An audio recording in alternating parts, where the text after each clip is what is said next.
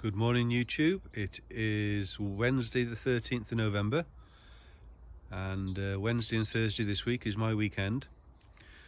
Not too much going on in the garden. It's not as frantic as it has been over the summer.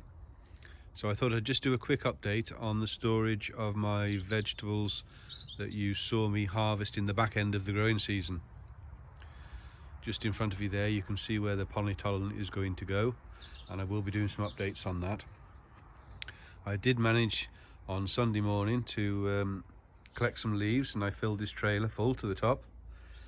It was a lovely morning on Sunday morning, but Saturday we had a lot of rain, and like Terry King, my thoughts are with everybody who's suffering with the floods at the moment.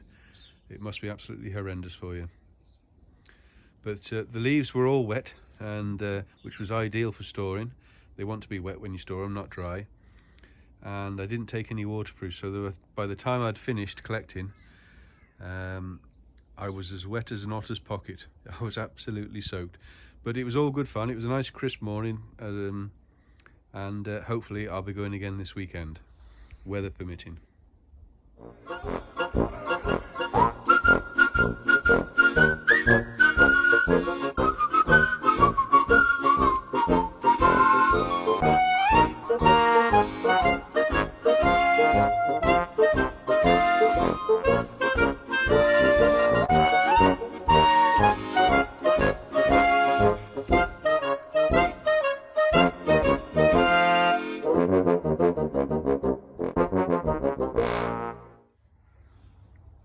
So this is the wife's shed, not mine, as you can tell by the carpet on the floor. And that is where we store our fruits of our labour.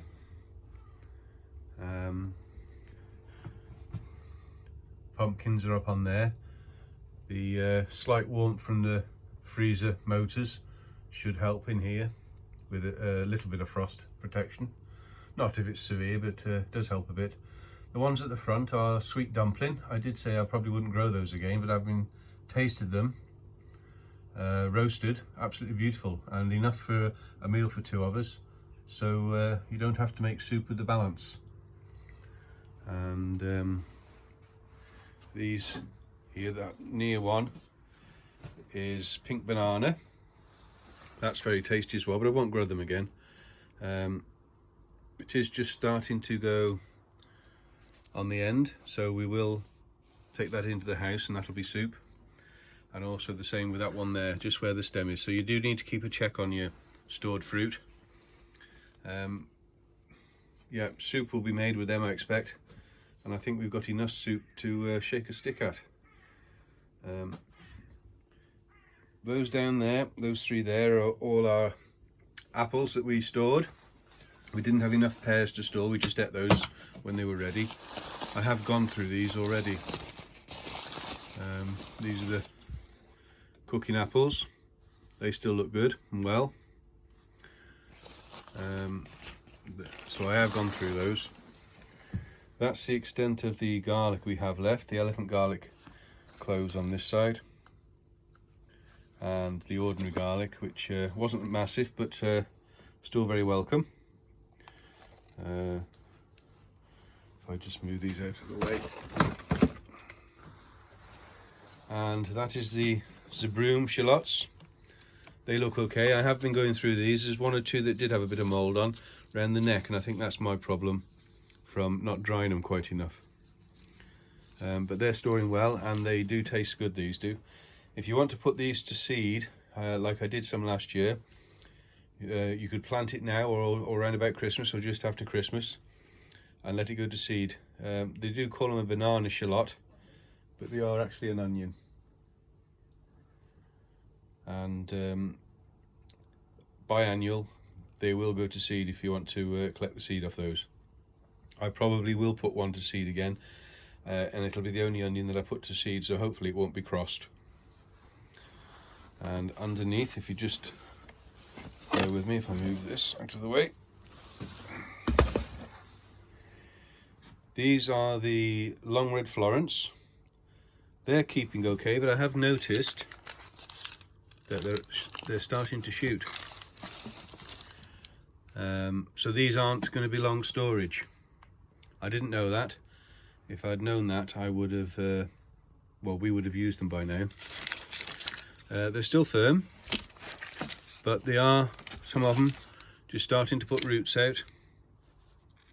And they are the lovely flavour. They are absolutely beautiful, but it does look like they won't be long storage, so they need using up first if anybody's going to grow them for the first time.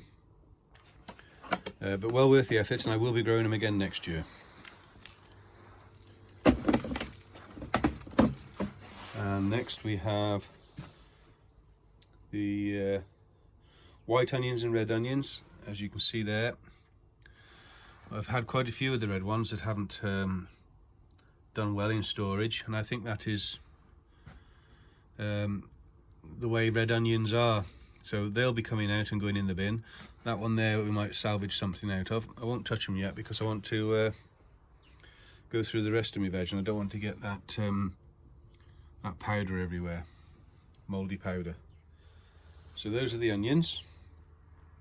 That is all the large white onions we have left. And I did grow quite a lot, so you can see how many onions, once you start making chutneys and stews and things like that, how you can get through your onions. Please bear with me. I'll try and lift that one-handed. Next is the carrots. I haven't looked in these yet. These have been in storage a couple of months, I would think. And as you can see, there's a little bit of sprouting on them, which is what I expect.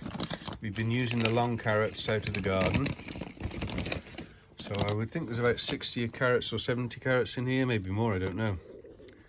And as you can see, they look like they're storing well. They're firm, they're still hard. A few whiskers on them, which is just them looking for water. Yeah, these all look quite well. I mean, that's solid, that is, as if I just pulled it out of the ground. And they've been in here 2 months. And they're just individually put in here with 90% dry compost. I think I used the compost out of my first early potatoes. So they all look well. They're storing well, and the mice haven't been in yet. You can actually see mycorrhizal fungi there on that compost. A bit damper on this end, but they still look well. They look good. No damage. Didn't store any damaged ones. Any ones that had got any marks on, which was very, very few, we used straight away. So that's very good. I'll just turn you off because I won't be able to lift this one one-handed. Now then, this one is the beetroot that I stored, and the damp compost. It looks like it has kept them just ticking over. I don't know what they're like. I haven't been in here, so if I just pull that out there, look at that. That's absolutely perfect. Yeah, that's good. There's one or two. I don't know what these orange ones are like. Looks like the foliage is just going a bit rotten, probably against the black polythene. But as you can see, nothing detrimental there at all. So the beetroot is storing well as well. Like I say, the tops don't look very good on those, but the bottoms look fine. And we've got 2 crates of those, so they'll keep us going through the winter as well. Yep, pleased with all the storage on those. So as you can see, 90% dry, just a little bit of dampness in the, you can see that's virtually gone dry now, but they are just ticking over, and obviously with the cold weather they're not going to grow away on you, but storage wise I think that's pretty good. There was just one other thing I wanted to show you. We had a glut of peppers out of the greenhouse, and we couldn't use them all up fresh, so the wife just sliced them up and just froze them like that.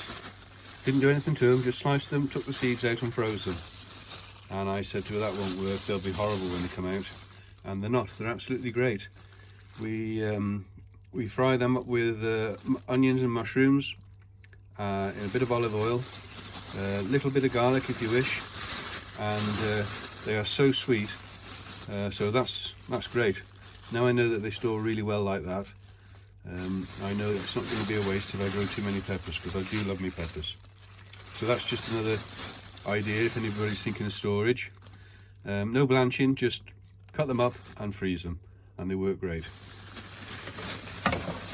Hope I haven't bored you too much.